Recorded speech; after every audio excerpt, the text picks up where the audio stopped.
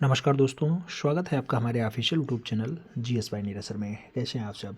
मैं आशा करता हूँ स्वस्थ होंगे, मस्त होंगे और अपनी तैयारी में व्यस्त होंगे। मित्रों, आप तैयारी टीजीटी की कर रहे हैं तो आप इसकी तैयारी में व्यस्त हैं।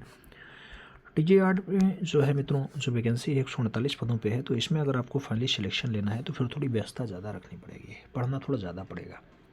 मित्रों, सोचना आसान है लेकिन करना थोड़ा मुश्किल हो जाता है।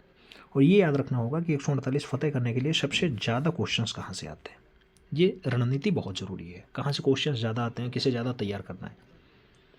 तो इस पर हमने आज सुबह बोला था कि 7 बजे आपको हम एक समसामयिक कलाकार पर बढ़िया क्लास देंगे, जिसमें आपके 15, 20, 25 जो है समसामयिक कलाकार कवर होंगे। तो उम्मीद है कि आप लोग पेन पेपर उठा के बैठ गए होंगे। रिवीजन वाली क्लास होगी तो रिवीजन टाइप का लीजिएगा, लेकिन ईमानदारी के साथ लीजिएगा, जिससे ये दिक्कत ना हो पाए कि कहीं दिक्कत हो गई थी।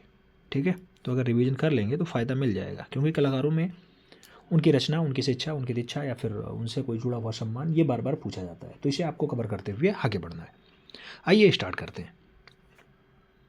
पहला नाम बाबा रवींद्रनाथ टैगोर का ही है। और रवींद्रनाथ टैगोर की अगर हम लोग बात करते हैं तो बाबा रवींद्रनाथ टैगोर का जो जन्म है वो 1861 में होता है और मृत्यु 1941 में होती है। जन्म इनका 7 मई 1861 को जोड़ासांको कोलकाता ठाकुरवाड़ी बंगाल में होता है। कहाँ पर?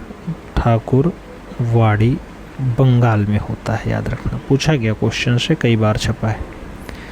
बाबा रवींद्रनाथ टैगोर का जन्म कब हुआ? कई जगह आपको पूछा जाएगा 1861, कई जगह जोड़ासांको स्थान, कई जगह ठाकुरवाड़ी स्थान, कई जगह कोलकाता दिया जाएगा, कई जगह बंगाल दिया जाएगा। तो सभी ऑप्शंस आपको याद होना चाहिए। इसमें से कोई भी ऑप्शंस आए तो आप राइट आंसर्स बिठा पाएँ। आगे बढ़ें। रविंद्र बाबा के पिताजी का नाम क्या है मित्रों? तो देवेंद्र नाथ टैगोर इनके फादर का नाम होता है और माता जी का नाम शारदा देवी होता है। शारदा देवी रविंद्रनाथ टैगोर की माता जी का नाम है। और पत्नी का नाम क्या होता है मित्रों? तो मृणालिनी देवी इनकी पत्नी का नाम होता है। ठीक है, पति किसके रहे ये? तो मृणालिनी देवी के पति रहे, यानी पत्नी का नाम मृणालिनी देवी है। प्रसिद्धि किस रूप में है मित्रों? तो आप जानते हैं रविंद्र बाबा विश्वविख्यात कवि तो हैं ही, उसके साथ साहित्यकार भी हैं और साहित्यकार के साथ साथ दार्शनिक भी हैं और दार्शनिक के साथ साथ चित्रकार भी हैं। याद रखना, पूछा जाएगा किस रूप में इनकी प्रसिद्धि नहीं है, तो इनकी प्रसिद्धि मूर्तिकार के रूप में कभी नहीं है, याद रखिएगा। ठीक है, बाबा रवींद्रनाथ टैगोर कभी भी मूर्तिकला की ओर उन्मुख नहीं हुए। आगे बढ़े मित्रों। कहा जाता है आधुनिक भारतीय चित्रकला के पितामह, तो आधुनिक भारतीय चित्रकला के पितामह अवनीनाथ टैगोर ही है, अवनीनाथ टैगोर ही है। आगे बढ़ें। अवनी बाबू के बारे में कुछ और देखें। जैसे कहा जाता है मित्रों, ये एकमात्र नोबेल पुरस्कार विजेता चित्रकार कौन है? तो वो आपके हैं बाबा रवींद्रनाथ टैगोर। रवींद्रनाथ टैगोर एकमात्र जो है नोबेल पुरस्कार विजेता कलाकार है, ये भी आपको याद रखना है। 67 वर्ष की उम्र में चित्रकारिता की ओर आते हैं, ये भी खूब पूछा जाता है। कौन से दशक में? 7वें दशक में खूब पूछा जाएगा। जीवन के किस दशक में? 7वें दशक में। शैली इनकी कौन सी रही? तो बहुत सारे लोग कहेंगे नहीं नहीं बंगाल शैली है, लेकिन ऐसी नहीं है। आधुनिक भारतीय शैली पे बाबा रवींद्रनाथ टैगोर ने खूब ज़्यादा काम किया है। चित्रों का क्या विषय रहा मित्रों? तो चित्रों का जो विषय रहा है उसमें भारतीय नारी को इन्होंने बहुत अच्छे से दर्शाने का काम किया, भारतीय नारी को उकेरने का काम रहा है। चित्रों की शुरुआत की जब बात आती है तो इन्होंने अपनी वृद्धावस्था यानी यहाँ 68 वर्ष लिखा है, इसमें चित्र का कार्य प्रारंभ स्टार्ट किया। 2 रचनाएं आती हैं, 2 देशों का राष्ट्रगान करते हैं। आप जानते हैं भारत देश का राष्ट्रगान आपका जनगण मन है। जनगण मन अधिनायक जय हे भारत भाग्य विधाता, पंजाब सिंधु गुजरात मराठा द्राविड़ उत्कल बंगा। किसने लिखा? बाबा रवींद्रनाथ टैगोर ने लिखा, जिनका जन्म जोड़ासांको में 7 मई 1861 को देवेंद्र नाथ टैगोर के घर शारदा देवी के गर्भ से हुआ। और आमार सोनार बांग्ला दूसरी इनकी जो है रचना है, ये बांग्लादेश की राष्ट्रगान है, याद रखना मित्रों। ये भी आमार सोनार बांग्ला है, बाबा रवींद्रनाथ टैगोर ने ही लिखा है। आगे बात करते हैं। रवींद्रनाथ ठाकुर को आधुनिक भारत का प्रथम रचनात्मक चित्रकार माना जाता है। आधुनिक भारत का प्रथम रचनात्मक चित्रकार किसे कहा जाता है? तो वो कहा जाता है बाबा रवींद्रनाथ टैगोर को। चित्रों की पहली प्रदर्शनी 1920 में शांति निकेतन में होती है। नोबेल पुरस्कार इन्हें 1913 में मिलता है। किसके लिए मिलता है? गीतांजलि रचना के लिए मिलता है। विश्व भारती विश्वविद्यालय की स्थापना कब होती है? तो ये खूब पूछा जाता है, विश्व भारती विश्वविद्यालय कब स्थापित हुआ? तो मित्रों 1921 में 1921 कब? 1921 में विश्व भारती विश्वविद्यालय स्थापित होता है। और कला भवन की स्थापना पूछी जाए तो कला भवन आपका 1919 में। जबकि जब हिंदी भवन की बात आती है तो 1938 में आपके शांति निकेतन में हिंदी भवन की स्थापना होती है। कहाँ पे? शांति निकेतन में। चित्रों का प्रभाव अति यथार्थवाद का रहा है। अति यथार्थवादी कलाकार के रूप में रविन्द्रनाथ टैगोर जाने जाते रहे हैं। रंगों का प्रयोग, तो ये मिश्रित रंगों का प्रयोग और उसके साथ स्याही में खूब ज़्यादा काम किए हैं। चित्रों की प्रथम प्रदर्शनी की बात आती है मित्रों, तो 1931 में मुंबई में होती है। 1932 में इनकी कोलकाता में प्रदर्शनी लगती है। चित्रों की संख्या, तो मित्रों आप जानते हैं कि बाबा रविन्द्रनाथ टैगोर हाथों से चित्रकारिता करते थे। बहुत बार जो है रंग ख़त्म होने की जगह पे ये फूलों के रसों से भी चित्रकारिता कर देते थे, उससे भी चित्रण का कार्य करते थे। तो लगभग 2500 रचनाएं बनाए हैं। 2500 चित्र का निर्माण रविन्द्रनाथ टैगोर ने 67 वर्ष से स्टार्ट किया और उसमें जो है इन्होंने बना दिया। आगे चित्रों का एल्बम, ललित कला अकादमी के रविंद्रनाथ के 40 चित्रों का एक एल्बम बनाया है। उसमें 40 चित्र इनके एक साथ देखने को मिल जाते हैं। नाइटहुड की उपाधि आप जानते हैं कि अंग्रेज शासन इन्हें देती है। नाइटहुड 1915 में रविन्द्रनाथ टैगोर को नाइटहुड की उपाधि दी गई। यह उपाधि अंग्रेजों द्वारा प्रदान की गई थी। इस उपाधि में नाम से पहले सर लगाया जाता था, तो सर हो जाते थे। सर रविन्द्रनाथ टैगोर का मिला इन्हें 1915 में मिला था ऐसी उपाधि। लेकिन 4 साल बाद 1919 में जलियांवाला बाग हत्याकांड हुआ और उसके विरोध में इन्होंने यह उपाधि सरकार को वापस कर दी थी। उन्होंने सर की उपाधि यानी नाइटहुड की उपाधि लेना मना कर दिया, 4 साल बाद वापस कर दिया। चित्रों की शैली कैसी रही है? सामान्यात्मक चित्रण शैली इनकी रही है। चित्रों की शैली कैसी है? सामान्यात्मक इनकी चित्रण की शैली रही है। और आगे बढ़ेंगे तो चित्रों का माध्यम कैसा रहा है मित्रों? जब चित्रों के माध्यम की बात आती है तो स्याही में, रंगीन पेंसिल में, फूलों की पंखुड़ियों से प्राप्त रंग, dry point board pencil, etching, जल रंग, इन सभी पर खूब मजबूत पकड़ रहा है। किसका? शारदा देवी के पुत्र का, यानी रविन्द्रनाथ टैगोर का। प्रारंभ में 1926 में इन्होंने कपड़े और स्याही में उंगलियों को डुबा करके चित्रकारी करना स्टार्ट किया। अधिकांशतः चित्रों की रचना पेंसिल या स्याह कलम से की गई है। रंगों के अभाव में रविन्द्रनाथ टैगोर ने फूल पत्तियों को कागज़ पर रगड़ करके चित्रों का निर्माण खूब बढ़िया से किया है। तो रंगे के अभाव में रविन्द्रनाथ टैगोर ने फूल पत्तियों पे कागज़ रगड़ करके खूब बढ़िया से चित्रण बनाए। प्रमुख चित्रों की अगर बात होती है तो लाफिंग फेस बहुत अच्छी रचना है इनकी। लाफिंग फेस हो जाए, राजहंस हो जाए मित्रों, लाफिंग फेस है, राजहंस है, पक्षी है, मशीन मैन है, सफ़ेद धागे हैं, कूदता हुआ हिरण है, पक्षी युगल है, चिड़िया है, यात्राकांत है, ये सब अच्छी रचनाओं में शुमार है देवेंद्रनाथ टैगोर के पुत्र रविन्द्रनाथ टैगोर के। आगे बढ़ें, इसमें और सारी रचनाएं आएंगी। यात्राकांत के बाद और कौन सी रचना है? तो पात्र लिए हुए स्त्री है, आत्मनिरीक्षण है, विचित्र जंतु भी इनकी बहुत अच्छी रचना है। हालांकि रचनाएं तो 2500 हैं, लेकिन अब कितनी याद की जाएँ? जो आपकी इम्पोर्टेंट है वो रचनाएं आपको याद रखने की आवश्यकता होती है, आवश्यकता पड़ती है। श्रेष्ठ कहानियों की बात करते हैं। आप जानते हैं बढ़िया कहानीकार भी रहे हैं। तो दीनहीनों का जीवन, मित्रों आपसे दीनहीनों का जीवन की नामक कहानी लिखी गई और उससे साथ छोटे मोटे दुख को भी इन्होंने अपने कहानी के रूप में दर्शाया। छोटे मोटे दुख। कविता संग्रह और नाटक की अगर बात करते हैं तो ये कौन सी है? तो इनकी सोनतारी या सोनार तारी या सोनार तरी जो है वो नाव में है और 1894 में लिखी गई है। बाबा रविन्द्रनाथ टैगोर ने लिखा है। इसके साथ सुनहरी नाव इनको बहुत अच्छे से है और चित्रांगदा जो है 1892 में बनाई गई रचना है, बहुत अच्छी है मित्रों। चित्रांगदा परीक्षा में पूछा गया क्वेश्चन से याद रखना है। आगे बढ़ते हैं। काव्यात्मक विषय चित्रों की जब बात होती है मित्रों तो काव्य पे किसने काम किया है? सुंदर मुख पे आकर्षण शरीर के स्थान पे सामान्य गौर सुंदर बदसूरत चित्र, अनाकर्षक शरीर तथा गंदी से भरी भयावह दृश्यों को अंकित करने का काम इन्होंने किया है, रविन्द्रनाथ टैगोर ने किया है। थके हुए यात्री पे इन्होंने खूब रचना बनाई। माँ और बच्चा पे इन्होंने काव्यात्मक रचना की। सफ़ेद धागे हों, प्राचीन कानाफूसी हो, ये सब रविन्द्रनाथ टैगोर ने। Indian society of oriental art की स्थापना में सहयोग दिया जब 1907 में Indian society of oriental art स्थापित हो रहा था। तैल माध्यम में व्यक्ति चित्रों की बात आती है तो जब तैलीय माध्यम में व्यक्ति चित्र की बात आए तो रविन्द्रनाथ ठाकुर का तैलीय माध्यम में बना व्यक्ति चित्र रविंद्र भवन भोपाल में संग्रहित देखने को आपको मिल जाएगा, जो तैलीय रचना में चित्र है। आगे बढ़े मित्रों इनकी लोकप्रियता की कहानियाँ क्या हैं? तो काबुली वाला इनकी बहुत अच्छी कहानी है, मास्टर साहब बहुत अच्छी है, पोस्ट मास्टर है, गोरा है और घारे बायरे हैं। घारे बायरे भी इनकी अच्छी कहानियों में शुमार है, अच्छी कहानियों में शुमार है। और आगे बढ़ेंगे। आगे क्या होता है? कला प्रदर्शनियों का आयोजन होता है। आप जानते हैं मित्रों की 150वीं जयंती हुई है, इसमें कला प्रदर्शनी का आयोजन हुआ। 2011 में आर शिवा के निर्देशन में द लास्ट हार्वेस्टर नाम से कला प्रदर्शनी का आयोजन किया गया, जिसमें 208 चित्र आपके दर्शाए गए। आर शिवा एक कला इतिहासकार हैं, याद रखना है। पूछा जाता है कला समीक्षक हैं या फिर चित्रकार हैं या मूर्तिकार हैं, तो आपको कला इतिहासकार लगाना है। रविन्द्रनाथ टैगोर के चित्र आधुनिक विमूर्ति शैली के होते हैं। कैसी हैं? आधुनिक विमूर्ति शैली के बढ़िया चित्र माने जाते हैं।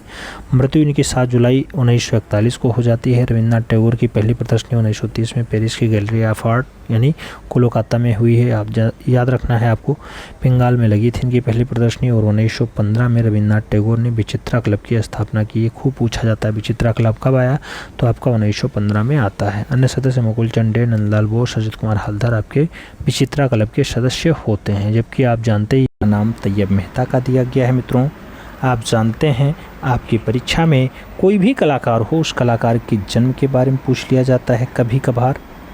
उसके साथ उनकी शिक्षा ज़रूर पूछी जाती है। शिक्षा के साथ उनके कला क्षेत्र के बारे में पूछ लिया जाता है, या प्रदर्शनी के बारे में पूछ लिया जाता है, या फिर कभी कभी उनकी पेंटिंग के बारे में पूछ लिया जाता है, या उसकी नीलामी के बारे में पूछ लिया जाता है।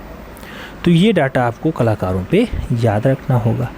आइए देखते हैं तैयब मेहता की अगर बात करें मित्रों, तो तैयब मेहता 25 जुलाई 1925 को गुजरात में जन्म लेते हैं। 2 जुलाई 2009 को इनकी दुखद मृत्यु होती है। सम्मान 2004 में भारत सरकार द्वारा इन्हें पद्म भूषण दिया गया। पद्म भूषण तीसरा महत्वपूर्ण पुरस्कार होता है भारत सरकार का। ग्रुप के सदस्यों की अगर बात करते हैं, बॉम्बे प्रोग्रेसिव आर्टिस्ट ग्रुप के सदस्य रहे। इस ग्रुप में फ्रांसिस न्यूटन सूजा, SS रजा, KH आरा और मकबूल फिदा हुसैन जैसे महान कलाकार शामिल रहे। बात करते हैं कार्यक्षेत्र की, तो दिल्ली और मुंबई इनका कार्यक्षेत्र रहा है। आगे बढ़ें तो फिल्म फेयर पुरस्कार की बात करेंगे मित्रों। फिल्म फेयर पुरस्कार आपके तैयब मेहता को कब दिया जाता है? दिया जाता है कुड़ाल फिल्म के लिए 1970 में। 1970 में कुड़ाल फिल्म के लिए इन्हें जो है कौन सा पुरस्कार मिलता है? फिल्म फेयर का पुरस्कार दिया जाता है।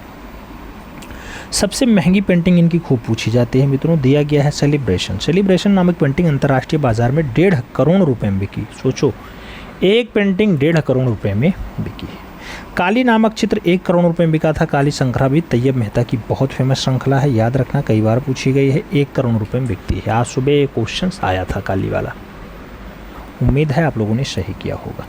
आगे कहें, फ्रांसिस बेकन नामक अंग्रेज चित्रकार से प्रभावित रह रहे हैं। कौन से? फ्रांसिस बेकन नामक अंग्रेज चित्रकार से ज़्यादा प्रभावित रहे। कला की शिक्षा की अगर बात करते हैं मित्रों, JJ school of arts Mumbai से इन्होंने कला की शिक्षा ग्रहण की है। कहाँ से? JJ स्कूल ऑफ आर्ट्स से। कैरियर की शुरुआत की बात होती है तो टेरेडो फिल्म स्टूडियो मुंबई में बतौर फिल्म एडिटर के रूप में इन्होंने कार्य किया है। कैसे? बतौर फिल्म एडिटर के रूप में इन्होंने कार्य किया है। विकर्ण श्रृंखला की बात करते हैं तो तैयब मेहता प्रभावित रहे हैं फ्रांसिस बोगेन से। तो इन्होंने जो श्रृंखला तैयार की उसमें एक विकर्ण श्रृंखला रही है, उसमें कर्णवत डाटा बनाया गया है, इससे प्रभावित रहे हैं। इनकी श्रृंखला किसकी है? तैयब मेहता की है। जैसे काली श्रृंखला इनकी बहुत अच्छी श्रृंखला मानी जाती है। और आगे बढ़ेंगे मित्रों, पुरस्कार की बात आएगी। आप जानते हैं एक पुरस्कार इन्हें मिल चुका है। कुलाड़ फिल्म के लिए इन्हें फिल्म फेयर पुरस्कार 1970 में मिला था। अब आगे बात करते हैं तो 1965 में ललित कला अकादमी का पुरस्कार इन्हें दिया जाता है और 1968 में इनके चित्र गिरते हुए शरीर के लिए प्रथम त्रिनाले नई दिल्ली का स्वर्ण पदक भी मिल जाता है। कब मिलता है मित्रों? 1968 में मिलता है। 1968 में त्रिनाले का पुरस्कार मिल जाता है। आगे बात करते हैं मित्रों, अगला पॉइंट आता है 1970 का दशक। 1970 में फिल्म कुदाल के लिए फिल्म फेयर क्रिस्टिक अवार्ड यानी कुदाल नामक व्यक्ति के लिए 16 मिनट की एक छोटी सी फिल्म है, लघु फिल्म है। इसमें तैयब मेहता ने मुंबई के बांद्रा स्थित कत्ल घर में फिल्माया गया था और बांबा के जो बांद्रा वाला बेल्ट है कत्ल घर वाला, वहाँ पर इन्होंने कुदाल नामक एक फिल्म को बनाया था। ठीक है, आगे बढ़ेंगे। 1988 में मध्य प्रदेश सरकार द्वारा इन्हें कालिदास सम्मान से नवाजा जाता है। किसे नवाजा जाता है? तैयब मेहता को नवाजा जाता है। तैयब मेहता को नवाजा जाता है मित्रों। और आगे बढ़ें, तैयब मेहता अभिव्यंजनावादी कलाकारों में शुमार रहे। अभिव्यंजनावादी कलाकारों में तैयब मेहता का नाम बहुत अच्छे से आता है। अब इनकी थोड़ी सी महंगी पेंटिंग देख लेते हैं, प्रसिद्ध पेंटिंग और उनकी नीलामी देख लेते हैं मित्रों।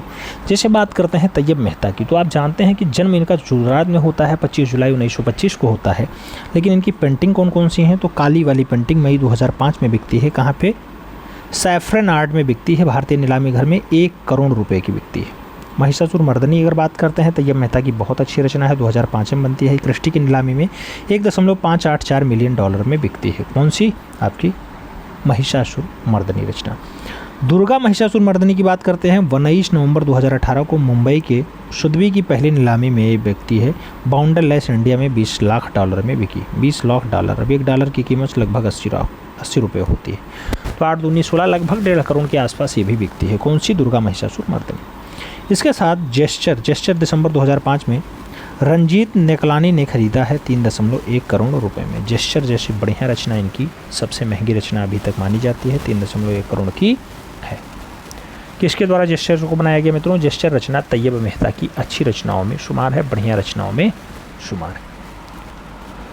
तो ये तो बात हम लोग तैयब मेहता पे कर रहे थे। आगे बढ़ेंगे, भूपेन खक्कर का नाम आएगा। भूपेन खक्कर आप जानते हैं मित्रों कि भूपेन खक्कर का जो जन्म है वो 1934 में होता है, जन्म स्थान मुंबई होता है, मृत्यु 2003 में होती है। समलैंगिक कलाकार होते हैं, भारत का पॉप कलाकार होते हैं, कला शिक्षा एसएस स्कूल ऑफ आर्ट से होती है। इन्होंने बिंदुसारी पद्धति के हिसाब से खूब ज़्यादा चित्र बनाए। बिंदुसारी पद्धति से खूब ज़्यादा चित्र बनाने का काम किसके पास रहा है? भूपेन खक्कर के पास रहा है। आगे बढ़ें मित्रों, भारत में पॉप कला पर आधारित काम भारत में पॉप कला पर आधारित काम करने वाले प्रमुख कलाकार कौन माने जाते हैं? आपके खक्करदा माने जाते हैं। भारत में इन्होंने सर्वप्रथम अपने चित्रों में छपे हुए चित्र और कैलेंडर का प्रयोग किया, इसीलिए इन्हें भारत का कैलेंडर आर्टिस्ट भी कहा जाता है। पूछा गया क्वेश्चन से एक बार, भारत का कैलेंडर आर्टिस्ट कौन है? तो भारत का कैलेंडर आर्टिस्ट भूपेन खक्कर होते हैं। भूपेन अंग्रेजी पॉप चित्रकार जिम डैना वैन से भी खूब ज़्यादा प्रभावित रहे हैं। किससे प्रभावित रहे हैं? जिम डैना वैन से ये खूब ज़्यादा प्रभावित रहे हैं।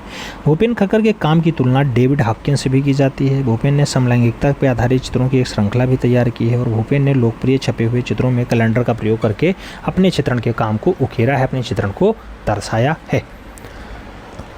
आगे बढ़ेंगे मित्रों, आगे कुछ आकृतियों के बारे में कहा जा रहा है। आकृतियों को काट करके मुख्य अभिप्राय के आसपास चिपका करके लाल इमेनल रंग से पृष्ठभूमि में भर देते थे, जिससे कहीं कहीं रंग बाहर चिपक कर आ जाते हैं और चित्रों में दिखाई देते हैं। ऐसे चित्र नवीन और अद्भुत लगने लगते हैं। और आगे बढ़ेंगे मित्रों, पुरस्कार और सम्मान की बात आएगी। कहा जा रहा है द रॉयल ऑफ आर्मस्टर्डम में प्रिंस क्लास अवार्ड से किसे नवाजा गया? तो वह आवाज़ आपके खक्करदा को मिलता है, यानी भूपेन खक्कर को मिलता है। The Asian council star foundation द्वारा फेलोशिप इन्हें कब दिया जाता है? 1986 में दिया जाता है, 1986 के आसपास दिया जाता है। भारत सरकार पद्मश्री इन्हें 1984 में देती है। रामगोपाल विजयवर्गीय और बीसी सान्याल भी पद्म भूषण पाते हैं 1984 के आसपास। भूपेन के चित्रों से श्रीनाथ जी के आधार पर बने चित्र संयोजन सर्वाधिक प्रभावशाली रहे हैं और चित्रों में नेत्र आदि चिपका करके रिक्त स्थान पर राम राम लिखते हैं। ऐसा काम भूपेन खक्कर का रहा है। श्रीनाथ जी वाले मूर्ति में ऐसा काम इन्होंने किया है, श्रीनाथ जी के चित्रों में ऐसा कारनामा किया। चित्रों की प्रदर्शनियों की अगर बात करते हैं मित्रों, कहाँ पे भूपेन खक्कर के चित्रों की प्रदर्शनियाँ लगी? तो ब्रिटिश म्यूजियम में लगी हैं, the tent gallery of art London में लगी हैं, the museum of modern art New York में लगी हैं और national gallery of modern art नई दिल्ली है, वहाँ पर भी इनके चित्रों की प्रदर्शनियाँ लगी हैं। इसके साथ चेस्टर एंड डेविटा हार्टेज ट्रस्ट है, वहाँ पर भी इनकी प्रदर्शनी लगी है। और बोस्टन म्यूजियम, कौन सा? Boston museum of modern art Sydney में भी भूपेन खक्कर के चित्रों की प्रदर्शनियाँ लग चुकी हैं। ऑस्ट्रिया तथा Victoria and Albert museum London है मित्रों, वहाँ पर इनके चित्रों की प्रदर्शनियाँ लग चुकी हैं। तो भूपेन खक्कर के चित्र पूरे भारत में फेमस रहे, विख्यात रहे। प्रमुख चित्रों की बात करते हैं मित्रों, तो प्रमुख चित्र कौन कौन सा है? इसमें सबसे प्रमुख चित्र की जब बात आती है तो साधारण लोग इनकी बहुत अच्छी रचना है भूपेन खक्कर की। कौन सी रचना? साधारण लोग। और इसके साथ प्रत्येक दिन की स्थितियाँ भी बहुत अच्छे से भूपेन खक्कर ने दर्शाई हैं। कंधे से अपने बाल बनाता पुरुष, तो कंधे से बाल बनाता पुरुष भी रचना किसकी है? खक्करदा की है। कमीज पहनाते हुए या फिर कमीज पहनते हुए रचना किसकी है? खक्करदा की है। इसके साथ मछली साफ करते हुए, अपनी बालकनी में सुरक्षापूर्ण तरीके से भीड़ को देखते हुए दृश्य और उसके साथ तुम सबको खुश नहीं रख सकते दृश्य बहुत इंपॉर्टेंट है, स्टार लगाइएगा, खक्करदा का है। उसके साथ जनतावाज रिपेयरिंग की बात हो तब भी खक्करदा का नाम आएगा। और मस्जिद के आसपास मुसलमान वाला जो दृश्य आता है उसके लिए भी खक्करदा का नाम बहुत इंपॉर्टेंट होता है। गोवा के मछुआरे हों, जलेबी खाता हुआ आदमी हो, नियर रेड फोर्ट हो, पोर्ट्रेट ऑफ शंकर भाई पटेल हो, या फिर प्लास्टिक के फूलों के बुके के साथ आदमी वाली रचना हो, या फिर आपसे पूछा जाए गुरु जयंती उत्सव, तब भी आपको खक्करदा के साथ ना गाना होगा। और ट्रक चित्र श्रृंखला जो है बनाई गई वो किसके द्वारा बनाई गई? ट्रक चित्र श्रृंखला भी आपके खक्करदा के द्वारा बनाई गई। वही खक्करदा जो बहुत अच्छे कलाकार रहे हैं, बहुत अच्छे पॉप कलाकार रहे हैं, बहुत अच्छे समलैंगिक कलाकार रहे हैं, बहुत अच्छे कैलेंडर आर्टिस्ट रहे हैं, जिनका जन्म 1934 में मुंबई में होता है। मित्रों, मंजीत बाबा की अगर बात होती है तो मंजीत बाबा मोम के समान कोमल आकृतियां बनाने के लिए प्रसिद्ध रहे। यानी जो इनकी रचनाएं रही हैं बहुत सुकोमल रही, यानी कोमल रही हैं, ज़्यादा कोमल रही हैं। जन्म की अगर बात करते हैं तो मंजीत बाबा का जो जन्म है वो धुरी कस्बे में होता है। धुरी कहाँ पाया जाता है? पंजाब प्रांत में पाया जाता है। पंजाब किसका हिस्सा है? अपने इंडिया यानी भारत का हिस्सा है। तो भारत के धुरी वाले बेल्ट में 28 जुलाई 1941 को जो है मंजीत बाबा का जन्म हुआ। मित्रों, कलाकारों का जन्म हुआ, उनकी शिक्षा हुई, उनका दीक्षा हुआ, पढ़ाई हुआ, नौकरी कहाँ किए, कब चित्रण किए, कब प्रदर्शनी लगी, ये सब डाटा पूछा जाता है। लेकिन किन्हीं किन्हीं का पूछा जाता है, किन्हीं किन्हीं से खास खास क्वेश्चंस पूछ लिए जाते हैं। जैसे आप मंजीत बाबा की बात करेंगे तो इनका कौन कौन सा चित्र ऐसा है जिसमें इन्होंने ज़्यादा कोमलता दर्शाई है। जैसे चित्रों में कोमलता का आभास किसमें हुआ? तो मंजीत बाबा के चित्रों में कुछ ऐसा है कि दर्शक चित्र की गहराई में जाने के लिए व्याकुल हो जाते हैं। बांसुरी बजाते कृष्ण का चित्र इतना कोमल जो है मंजीत बाबा ने बनाया था कि सभी देखना चाहते हैं। शहरी दृश्य बहुत अच्छे से दर्शाया था मंजीत बाबा ने, सभी देखना चाहते हैं। मंजीत बाबा के चारकोल से कार्य जो है ज़्यादा प्रसिद्धि प्राप्त करते हैं। तो चारकोल वाली रचना भी मंजीत बाबा की अच्छी रचनाओं में शुमार है। आगे बढ़े मित्रों, आगे चित्रों के संग्रह की बात होती है कि मंजीत बाबा के चित्र कहाँ रखे हुए हैं, कहाँ सुरक्षित आपको देखने को मिल जाएंगे। तो चेस्टर एंड डेविड हेरिटेज संग्रहालय आपका है, वहाँ पर इनके चित्र हैं। बोरसेस्टर आर्ट म्यूजियम है, वहाँ पर भी मंजीत बाबा के चित्र देखने को मिल जाएंगे। कॉलेज ऑफ आर्ट्स नई से कला की शिक्षा लेते हैं, यहाँ भी आपके चित्र देखने को मिलेंगे। सिल्क पेंटिंग में डिप्लोमा होता है स्कूल ऑफ पेंटिंग लंदन्स में, वहाँ से भी आपको चित्र देखने को मिल जाएंगे। आइसक्रीम नामक पेंटिंग से ख्याति प्राप्त हुई है, वहाँ भी चित्र देखने को मिल जाएंगे। सोनी माहीवाल चित्रण भी आपका बहुत अच्छा चित्रण है, और इसके साथ अति यथार्थवादी चित्रकार के रूप में भी जो है मंजीत बाबा का नाम पूछा जाता है। तो सोनी माहीवाल के रूप में पूछा जाए तब भी मंजीत बाबा लगाइएगा। आपसे ये पूछे मोम की समान कोमल रचनाएं किसकी रहीं, तो मंजीत बाबा का नाम ही आपको लगाना पड़ेगा। आगे बात करेंगे मित्रों, आगे कहा जाता है कि फिल्म दिल, कौन सा फिल्म? फिल्म दिल। दिल में आतंकियों का साथ देने वाले फोटोग्राफर की जो भूमिका निभाते हैं वो भी मंजीत बाबा के द्वारा ही निभाया जाता है। यह फिल्म जो है मणिरत्नम द्वारा निर्देशित है। कौन सी फिल्म? यही दिल वाली फिल्म, ठीक है, जिसमें ये आतंकवादियों के फोटोग्राफर के रूप में कार्य करते हैं मंजीत बाबा जी। मंजीत बाबा एक ऐसे कलाकार हैं जो क्या बजाते थे? संतूर बजाते थे, ढोलक बजाते थे। कई जगह तबला देखने को मिलता है, तबला, ठीक है, तो तबला बजाने में निपुण रहे। मंजीत बाबा ने शेखर कपूर की फिल्म बैंडेड क्वीन का पोस्टर भी बनाया था। ये पूछा जाता है बैंडेड क्वीन किसकी फिल्म है? शेखर कपूर की है। इसका पोस्टर किसने बनाया? तो बैंडेड क्वीन का जो पोस्टर बनाने का काम रहा है वो आपके मंजीत बाबा का ही रहा है। वही मंजीत बाबा जिनका जन्म आपके डुगरी पंजाब में 1941 में होता है। आगे बढ़ेंगे मित्रों, अगला पॉइंट आएगा मंजीत बाबा ने ब्रिटेन को जगदीश स्वामीनाथन का शिष्य मानते हैं। मंजीत बाबा ने ब्रिटेन में सिल्क स्क्रीन पेंटिंग के रूप में भी खूब बढ़िया से काम किया है। और पुरस्कारों की बात करते हैं तो केंद्रीय ललित कला अकादमी ने राष्ट्रीय पुरस्कार भारत भवन और भोपाल में रूपांकर जो बिनाले पुरस्कार होता है उससे भी सम्मानित किया है। और आगे बढ़ेंगे मित्रों, अगला पॉइंट आएगा। अगला पॉइंट आपसे क्या कह रहा है कार्य कहाँ किए? तो दिल्ली कॉलेज ऑफ आर्ट्स में विजिटिंग लेक्चरर के रूप में भी मंजीत बाबा ने कार्य किया है। और भारत भवन भोपाल के सलाहकार समिति के सदस्य और निर्देशक के रूप में भी मंजीत बाबा ने कार्य किया है। मित्रों मंजीत बाबा के चित्रों का माध्यम क्या रहा है, ये भी जानना बहुत ज़रूरी हो जाता है। तो चित्रों का माध्यम और स्तर क्या रहा है, तो प्रथम स्तर में सृजनात्मक दृश्य चित्रण और पशु उसके साथ मानवाकृतियाँ, इन सभी को बनाते हैं। बांसुरी और गायकों के प्रति आकर्षण बहुत अच्छा रहा है। और द्वितीय स्तर में आपका मोफ आता है, गुलाबी और हरे रंग के हल्के तूलिका घातों से बना विशुद्ध आकृतियाँ देखने को मिलती हैं। मंजीत बाबा के तीसरे स्तर के जो चित्रण हैं उसमें जो है अत्यंत सरलीकृत रूप में दो मिश्रित आकृतियों का संयोजन दर्शाया गया है। और जो आपको चतुर्थ स्तर है मित्रों, इसमें पीले, नारंगी, नीले, बैगनी रंगों का जो है महत्व दर्शाया गया है।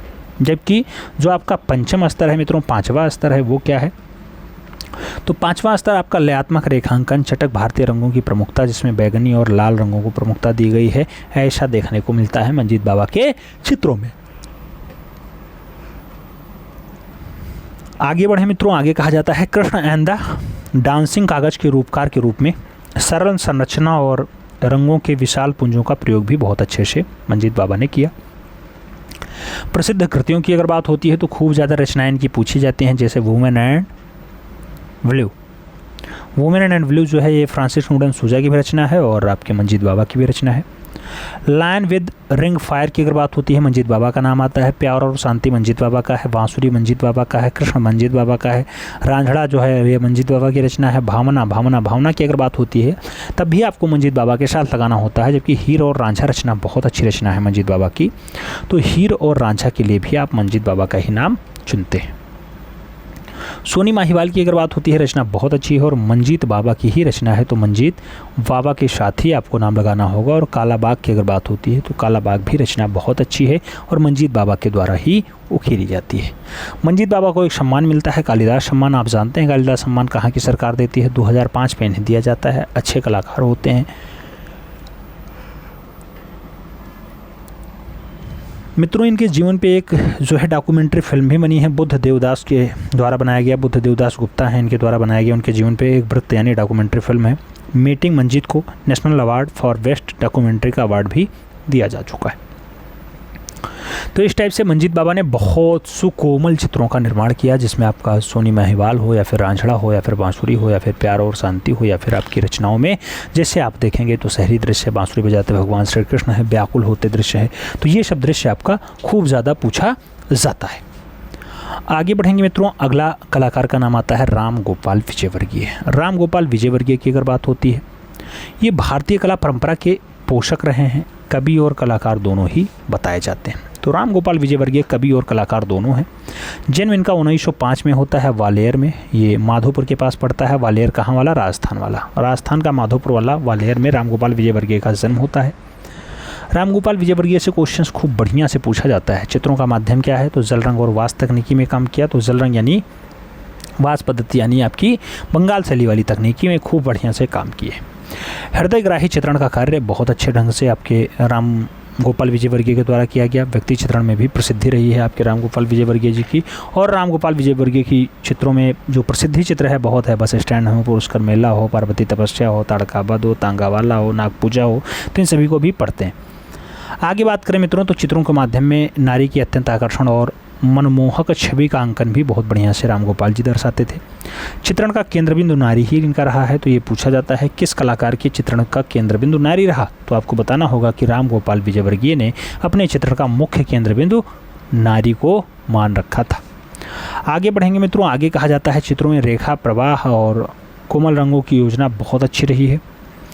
नीले रंग के मृदु प्रभाव का जो है प्रदर्शन भी देखने को मिलता है। इनकी शैली विजयवर्गीय शैली के नाम से भी विख्यात होती है। तो राम गोपाल वर्गीय की राम गोपाल विजयवर्गीय की शैली कौन सी रही है, तो विजयवर्गीय शैली रही है। इनके नाम पे ही शैली रही है।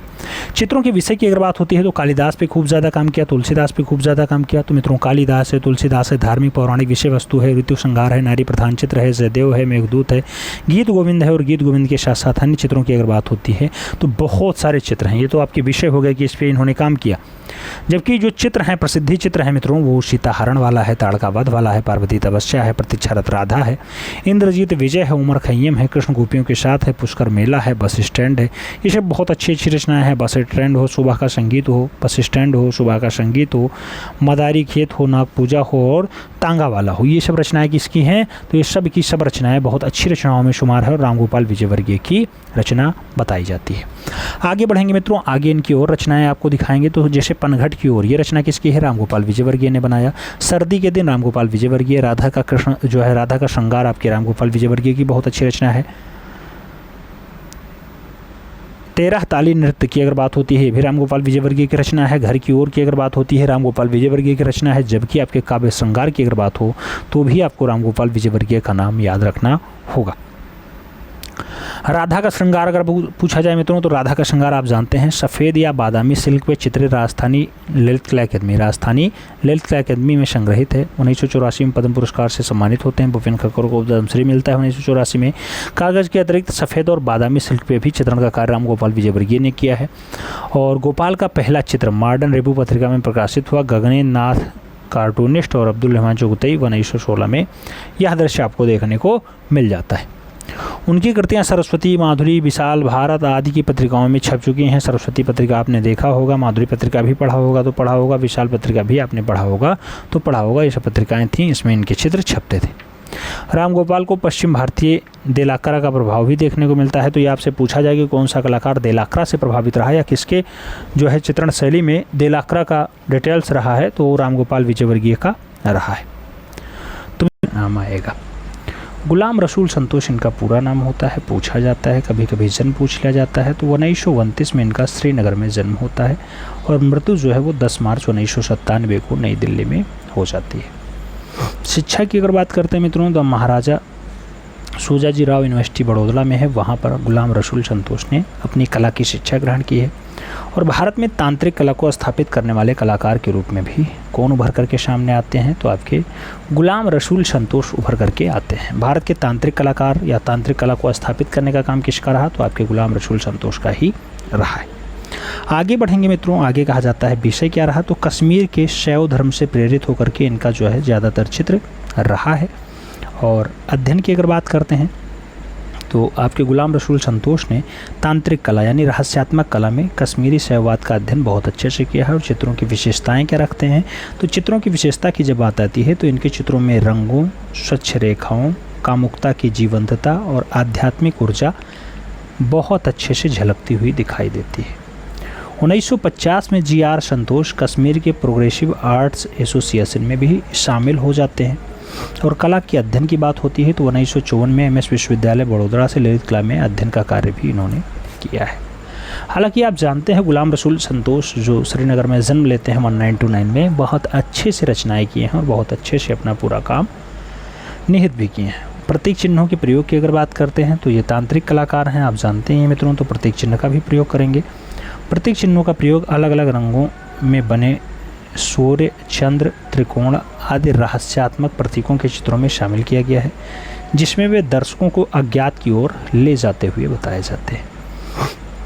ऐसी रचना गुलाम रसूल संतोष के द्वारा की जाती है। पुरस्कार की बात होती है 1973 में 1973 में ललित कला अकादमी का इन्हें पुरस्कार मिलता है। किसको? गुलाम रसूल संतोष को। क्या मिलता है मित्रों? 1973 में ललित कला अकादमी का पुरस्कार मिलता है और 1977 में पद्मश्री पुरस्कार से भी ये नवाजे जाते हैं। 1984 में कलाकारों का वर्ष पुरस्कार भी इन्हें मिलता है। और प्रमुख पेंटिंग की जब बात आती है तो श्री यंत्र कैनवास पे एक्रेलिक माध्यम में बनाया गया रचना है। कश्मीर के सैनों में जो है कैनवास पे तेल रंग और मोम माध्यम में इनके चित्र बनाए गए हैं। कश्मीर जो है ये कैनवास पे मोम माध्यम में बहुत अच्छे से बनाए हैं। और तत्व की बात करते हैं यानी द एलिमेंट की बात करते हैं तो द एलिमेंट रचना भी इनकी बहुत अच्छी रचना है। कैनवास पे फायर एक्रेलिक माध्यम में बनाई गई रचना है। गुलाम रसूल संतोष के द्वारा बनाई जाती है। गुलाम रसूल संतोष से अगर क्वेश्चन पूछा जाएगा मित्रों तो हमें जहाँ तक उम्मीद है वो यही पूछा जाएगा, तांत्रिक कलाकार के रूप में कौन जाना जाता है? गुलाम रसूल संतोष जाने जाते हैं। कला शिक्षा कहाँ से लिए थे?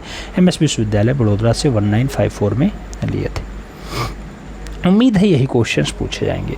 हो सकता है अगर कुछ जटिल आए तो इनकी रचनाओं के बारे में आ जा सकता है, तो यहाँ तक आपको दृश्य याद रखने की आवश्यकता है। आगे बढ़ेंगे मित्रों, अगला कलाकार आता है गणेश फाइन। आप जानते हैं गणेश फाइन की अगर बात करते हैं भारतीय चित्रकला का ड्राफ्ट्समैन कौन था? तो भारतीय चित्रकला का ड्राफ्ट्समैन आपके गणेश फाइन ही हैं।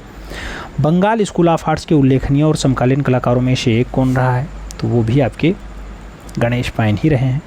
जन्म की अगर बात करते हैं 11 जून 1937 को कोलकाता में इनका जन्म होता है। विषय की बात करते हैं बंगाली लोक कथाएँ हैं, पौराणिक कथाएँ हैं और मृत्युदर एवं एकांत भी इनकी बहुत अच्छी रचनाएँ हैं, यानी इस पर इन्होंने काम किया है। अगर हम शैली की बात करते हैं मित्रों, शैली की अगर बात करते हैं तो ये काव्यात्मक शैली में भी काम किए हैं, अति यथार्थवाद में भी काम किए हैं और फांटेसी और अंधेरे कल्पना की शैलियों पर भी बहुत अच्छे से इन्होंने चित्रों को पिरोया है, बहुत अच्छे से चित्रों को बनाया है। बात आगे बढ़ाएं, गवर्नमेंट कॉलेज ऑफ आर्ट्स से इन्होंने शिक्षा ली है मित्रों। Government college of arts and craft जो न्यू दिल्ली वाला है, वहाँ से गणेश पायनी की कला शिक्षा हुई है। पुरस्कारों की बात करते हैं, केरला सरकार द्वारा राजा रवि वर्मा पुरस्कार भी इन्हें दिया गया है। इसके साथ साथ इंडियन चैम्बर ऑफ कॉमर्स द्वारा आजीवन पुरस्कार भी आपके गणेश पायनी को दिया जा चुका है। 1998 की बात करते हैं, 1998 की बात करते हैं, एक डॉक्यूमेंट्री फिल्म आती है पेंटर ऑफ इक्वल साइलेंस। ये पेंटर ऑफ इक्वल साइलेंस जो आपकी डॉक्यूमेंट्री फिल्म है वो किसके जीवनी पे आधारित है, तो गणेश पायन के जीवनी पे आधारित बताई जाती है। डायरेक्टर कौन होता है, तो बुद्ध देवदास जी गुप्ता इसके जो है ए पेंटर ऑफ इलुकेंट साइलेंस की अगर बात होती है तो इस फिल्म की जो है डायरेक्शन का काम बुद्ध देवदास जी गुप्ता करते हैं। इसके लिए गणेश पायनी को सर्वश्रेष्ठ कला फिल्म के राष्ट्रीय फिल्म फेयर पुरस्कार से भी सम्मानित किया गया था। गणेश पायनी को काले और नीले जैसे गहरे रंगों का उपयोग करने के लिए जाना जाता है, बहुत बढ़िया से काम करते थे। प्रथम पेंटिंग अगर बात करते हैं तो पहली पेंटिंग इनकी आती है विंटर मॉर्निंग। विंटर मॉर्निंग इनकी पहली पेंटिंग है। अन्य पेंटिंग की बात आती है तो हत्यारा टेम्परा माध्यम में है। चित्रों का माध्यम इनका टेम्परा रहा है मित्रों, टेम्परा माध्यम में खूब ज़्यादा काम किए हैं। गणेश पायनी को अंधेरे का चित्रकार के रूप में भी जाना जाता है। और चित्रों की बात होती है तो सौदागर इनकी रचना है, परिलोक इनकी रचना है, स्वप्नलोक इनकी रचनाएँ हैं। जबकि जब और आगे हम लोग बढ़ेंगे तो रामकिंकर बैज का नाम आएगा मित्रों। रामकिंकर बैज एक अच्छे कलाकार के रूप में जाने जाते हैं। 20 मई 1906 को पश्चिम बंगाल के बांकुरा शहर में रामकिंकर बैज का जन्म होता है। किंकरदा के नाम से फेमस होते हैं, बढ़िया मूर्तिकार होते हैं, प्रमुख मूर्तिकार के रूप में ये फेमस होते हैं। कला की शिक्षा की बात होती है, नंदलाल बोस से शांति निकेतन में कला की शिक्षा ग्रहण करते हैं। शांति निकेतन कला विद्यालय में जो है अध्यक्ष के पद पे भी आपके रामकिंकर बैज ने कार्य किया है।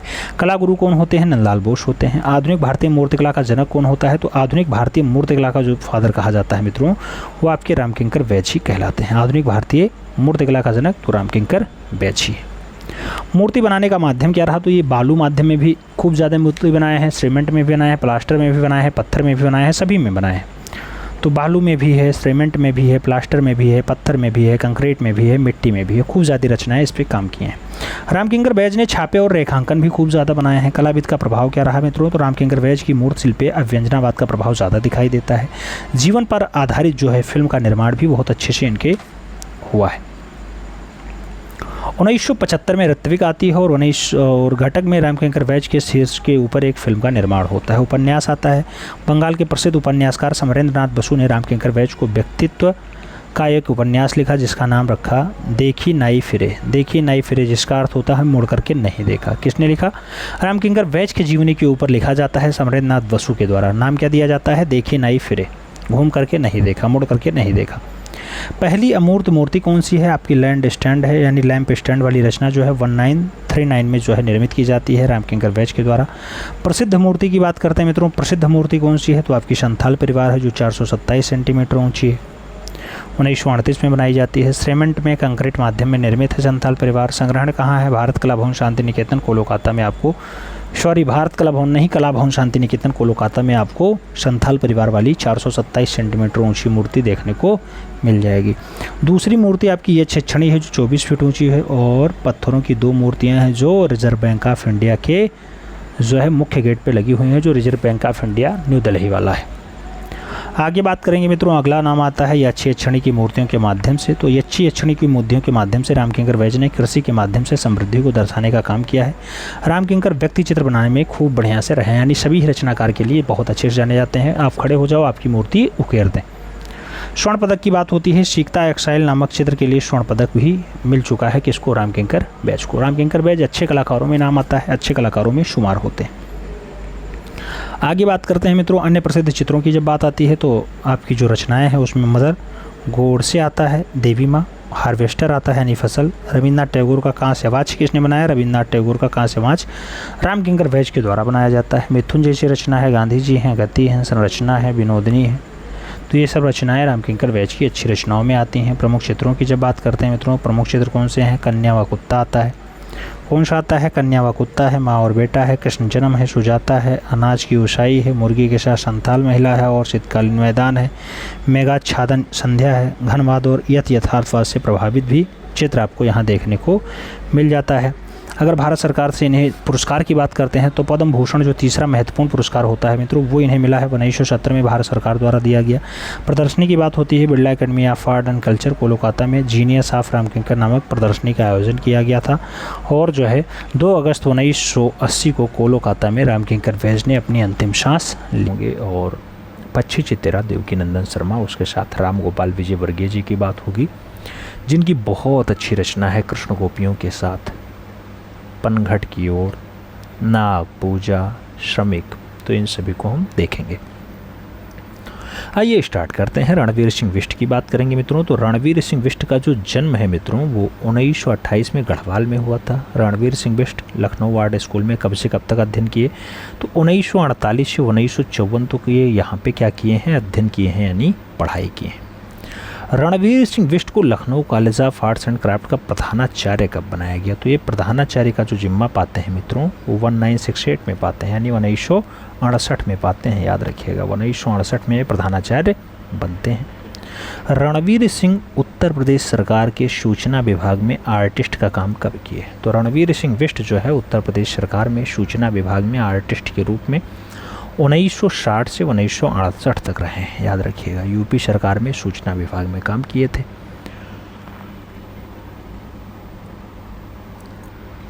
रणवीर सिंह बिष्ट को ललित कला अकादमी से राष्ट्रीय पुरस्कार कौन से वर्ष दिया जाता है मित्रों?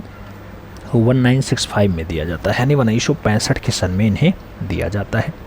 आगे बात करें तो रणवीर सिंह बिष्ट को सर्वोच्च जलरंग कार्य के लिए उत्तर प्रदेश के मुख्यमंत्री के स्वर्ण पदक से कब सम्मानित किया जाता है? तो जल रंग में बढ़िया काम करने के लिए 1966 में यूपी मुख्यमंत्री का स्वर्ण पदक भी इन्हें मिल जाता है रणवीर सिंह बिष्ट जी को। और आप ये तो जानते ही हैं कि रणवीर सिंह बिष्ट के कला गुरु कौन? तो ललित मोहन सेन जी हैं। याद रखिएगा ललित मोहन सेन। और 1960 में लखनऊ बाढ़ के अनेक चित्रों को किसने बनाया था? तो लखनऊ की बाढ़ को रणवीर सिंह बिष्ट ने अपने चित्रों के माध्यम में सहेजा था, बहुत बढ़िया से उकेरा था। आप जानते हैं इनके भाईचारों में और बहुत सारे नाम हैं। ललित मोहन सेन के शिष्य हैं BN जिज्जा, ईश्वरी दास, मदन लाल नागर, HL मेढ़, RS बिष्ट, ये सब नाम इन्हीं के साथ आते हैं। तो रणवीर सिंह बिष्ट ही RS बिष्ट हैं, याद रखिएगा। तो ये सब इनके गुरु भाई होते हैं। आगे बढ़े मित्रों, कलाकार का नाम ललित मोहन सेन है जो इनके गुरुजी हैं। आप जानते हैं कि 1898 से 1954 तक इनका कार्यकाल होता है।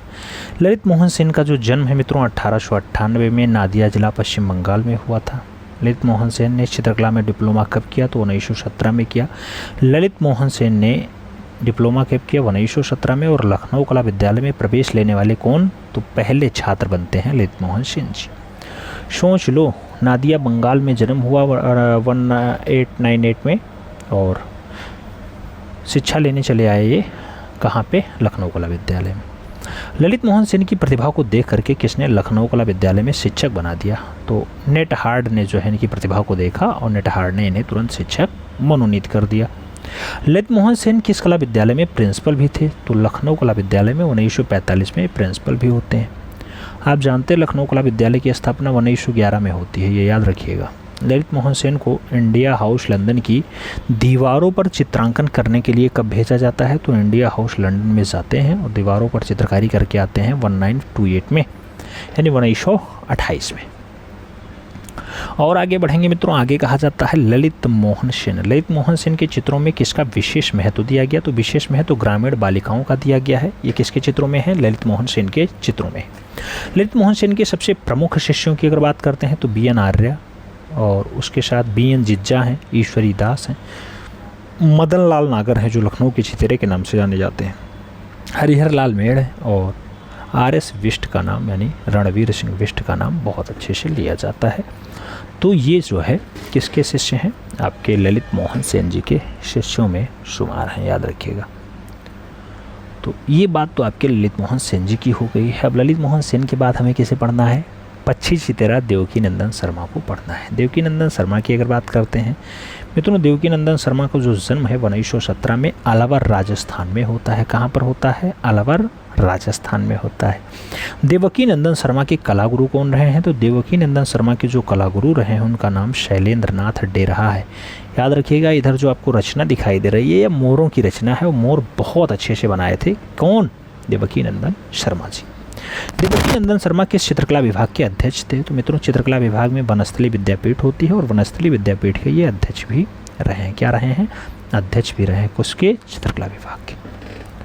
आगे बात करें, कहा जाता है देवकीनंदन शर्मा ने भित्तीय चित्रण किससे सीखा, तो नंदलाल बसु और विनोद बिहारी मुखर्जी से इन्होंने भित्तीय चित्रण सीखा। नंदलाल बसु और विनोद बिहारी मुखर्जी से इन्होंने भित्तीय चित्रण सीखा है। आगे बात करते हैं मित्रों, आगे कहा जाता है देवकीनंदन शर्मा का प्रिय विषय है। देवकीनंदन शर्मा का बहुत प्यारा विषय है, तो आप जानते हैं मित्रों पक्षी, और पक्षियों में कौन सी पक्षी, मोर पक्षी को बहुत अच्छे से इन्होंने बनाया है।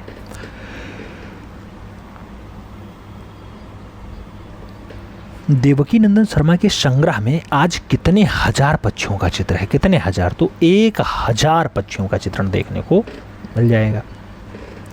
1963 में लंदन की द ट्रायन ऑफ आर्ट गैलरी में विश्व के कितने पक्षी चित्रों ने भाग लिया था, तो 18 पक्षी चित्रों ने भाग लिया था मित्रों 1963 में। कहाँ पर, लंदन में। कौन सी दीवार पर, द ट्रायन ऑफ आर्ट गैलरी वाले में 18 पक्षी चित्रकार शामिल होते हैं। पूछा गया देवकीनंदन शर्मा को लोग किस नाम से पुकारते हैं। मित्रों देवकीनंदन शर्मा को जो लोग नाम दिए हैं वो नाम दिए हैं भाई साहब का। भाई साहब किसे कहा जाता है, देवकीनंदन शर्मा को कहा जाता है। राजस्थानी कला का मंसूर किसे कहा जाता है, तो राजस्थानी कला का मंसूर जो है वो देवकीनंदन शर्मा को कहा जाता है। मंसूर आप जानते हैं कि जो है मुगल शैली का बहुत अच्छा पक्षी चितेरा था, ये मुगल शैली का, ठीक है, याद रखिएगा। आगे कहा जाए तो देवकीनंदन शर्मा ने पहली बार पक्षी चित्रों की प्रदर्शनी कब की, तो मुंबई में की थी 1967 में इन्होंने पहली बार पक्षी चित्रों की प्रदर्शनी की थी। कहाँ पे की थी, मुंबई में की थी। ये बात आपके देवकीनंदन शर्मा की हुई, जिनका जन्म अलवर राजस्थान में हुआ था। 1000 चित्रों का संग्रह इनके संग्रहालय में रखा हुआ है। अब आगे बात करेंगे और राम गोपाल विजयवर्गीय के बारे में देखेंगे। राम गोपाल विजयवर्गीय मित्रों 1905 में जन्म होता है। कहाँ पे, बालेर राजस्थान में विजयवर्गीय जी का जन्म हुआ है। और राम गोपाल विजयवर्गीय के कलागुरु कौन थे, तो शैलेंद्र नाथ डे गुरुजी थे, और जो चेला था वो राम गोपाल विजयवर्गीय था, याद रखिएगा। राम गोपाल विजयवर्गीय जो हैं वो राजस्थान स्कूल ऑफ आर्ट्स में प्राचार्य कब तक रहे हैं, तो जब प्राचार्य की बात आती है मित्रों तो 1945 से 1966 तक ये प्राचार्य रहते हैं, ये आपको सदैव याद रखना है। राम गोपाल को राजस्थान ललित कला अकादमी ने पुरस्कृत कब किया है, तो 1958 में किया, यानी 1958 में किया है। और आगे बढ़ेंगे, राम गोपाल विजयवर्गीय को राजस्थान ललित कला अकादमी द्वारा किस उपाधि से सम्मानित किया गया था, तो 1970 में इन्हें कलाविद से सम्मानित किया जाता है, ये भी आपको याद रखना है। आगे बढ़ेंगे मित्रों, आगे कहा जाता है राम गोपाल विजयवर्गीय भारत के भूतपूर्व राष्ट्रपति ज्ञानी जैल सिंह द्वारा पद्मश्री से भी सम्मानित हैं। और पद्मश्री इन्हें ज्ञानी जैल सिंह कब देते हैं, तो 1984 में देते हैं, यानी 1984 में देते हैं मित्रों। और आगे बढ़ा जाए, आगे क्या कहा जाता है, कहा जाता है मित्रों राम गोपाल विजयवर्गीय के सम्मान में उपराष्ट्रपति डॉक्टर शंकर दयाल शर्मा द्वारा किन अभिनंदन ग्रंथ का लोकार्पण किया गया, तो रूपांकन का जो है लोकार्पण किया गया था। राम गोपाल विजयवर्गीय की अगर बात आती है मित्रों तो राम गोपाल विजयवर्गीय जल रंग और वास्तु तकनीकी में किस शैली के बढ़िया वाले चित्रकार हैं, यानी कुशल चित्रकार हैं। तो आप जानते हैं कि राम गोपाल विजयवर्गीय बंगाल शैली के वास्तु शैली के बहुत अच्छे कलाकार हैं। और राम गोपाल विजयवर्गीय की शैली किस नाम से जानी जाती है, तो विजयवर्गीय शैली इनका नाम हो जाता है, विजयवर्गीय शैली के नाम से भी जानी जाती है। आगे बढ़ेंगे मित्रों, आगे कहा जाता है राम गोपाल विजयवर्गीय किस युग के कवि थे। मित्रों राम गोपाल विजयवर्गीय किस युग के कवि थे, तो छायावादी युग के बढ़िया वाले कवि राम गोपाल विजयवर्गीय जी हैं। राम गोपाल विजयवर्गीय किस चित्रण में प्रसिद्ध रहे हैं? तो व्यक्ति चित्रण में बहुत अच्छे रहे हैं, व्यक्ति चित्रण में पारंगत रहे हैं, व्यक्ति चित्रण में प्रसिद्धि रही है इनकी।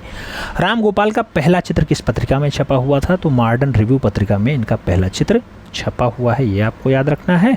और राम गोपाल जो विजयवर्गीय जी हैं, इनका प्रिय विषय क्या रहा है मित्रों? तो कालिदास इनका विषय रहे, तुलसी जी इनके विषय रहे, और जयदेव की कृतियाँ भी राम गोपाल विजयवर्गीय की चित्रों की प्रमुख विषय रही हैं।